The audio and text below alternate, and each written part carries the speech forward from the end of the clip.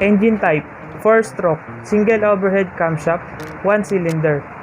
65.5 mm by 52.4 mm ang kanyang bore and stroke.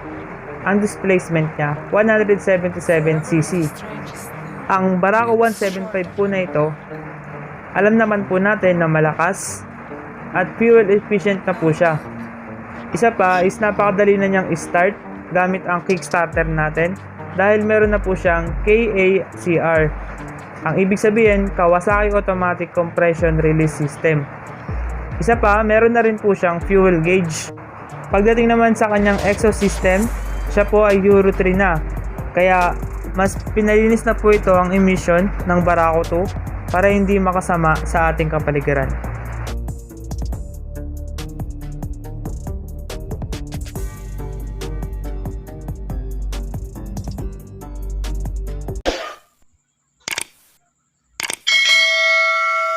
Alright mga kabasamo, ito na po yung kanilang Barako 175. Ang 2021 model, kung mapapansin nyo po, iba na po yung kulay ng kanyang sticker po dito. Ayan, white, then may combination po siya na gold. Ayan. So, medyo against the light po yung ating camera. So, bigyan ko po kayo ng konting review dito po sa Barako 175. Unahin po natin yung kanyang mga ilaw. Bulb type pa rin po yung kanyang headlight. Then may Kawasaki po dito na sticker. So sa mga signal light po niya, ayan po yung kanyang signal light. Ordinary rin po. Yan. Mga switch. Nandito pa rin po sa left side yung kanyang low and high beam. Kanyang mga signal light. Pati yung kanyang busina. Yan. So sa kabila naman po, dito naman po yung on and off ng kanyang headlight. Yan. Meron po siyang push button.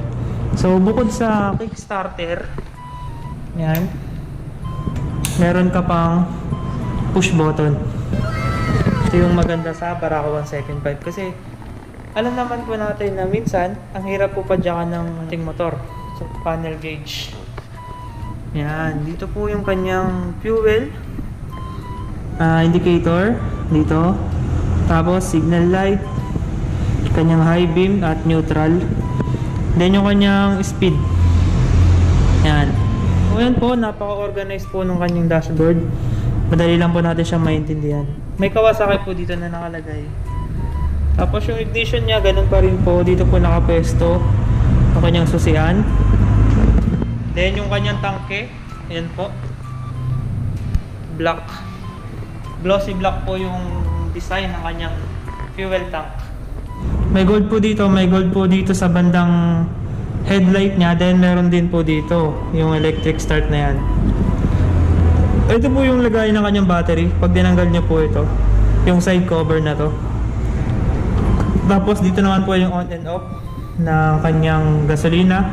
Pag tinaas po natin to, ito po yung reserve. Ginagamit lang po natin yan pag naubusan tayo ng gas. Kaya po natin nare-reserve yan. Tapos yan, off po yan, then on pagbaba. So yung busina po niya, dito po nakapwesto. Sa braking system naman po niya, pares po siyang drum brake sa harap, pati po sa likod. Sa mga lever naman po niya, alloy. Nakita nyo po. Brake lever, pati yung kanyang clutch lever. Pares na pares ng sa mga dati. Hindi naman ganun katigasan. Makita nyo po yung muffler niya, ang ganda po. Ito po matte black. Tapos ito, para siyang silver ang kulay niya. Tapos ito po yung ating apakan. Ito po yung brake sa likod. Then ito po yung apakan ng angkas. Yan.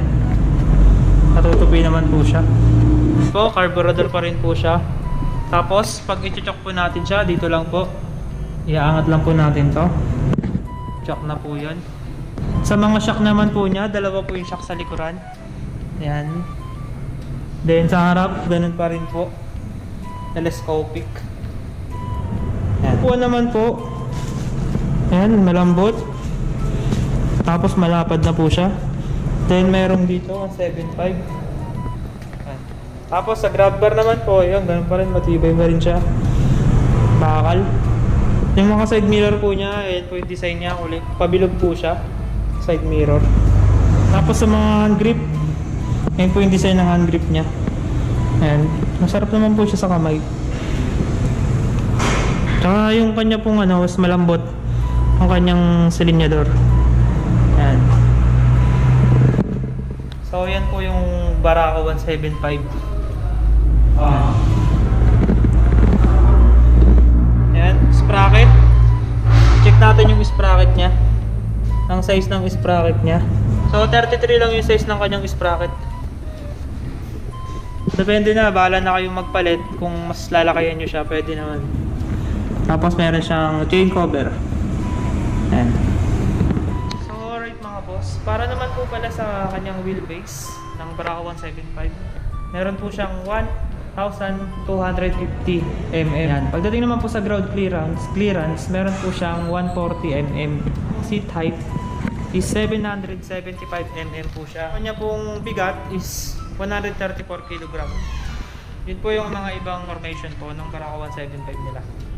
So alright mga kasamo, ganito na lang po yung ating vlog. Para naman po sa price ng Barako nila is 87,500 po siya pag yung electric. Then yung kick naman po is 83,500. So kung gusto po mag-inquire, punta lang po kayo dito. Nandiyan po sa description box natin yung address ng kanilang branch.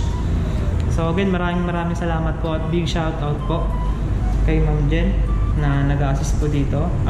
Shoutout din po sa lahat ng mga sumusuporta sa akin, sa lahat ng kamustawa natin.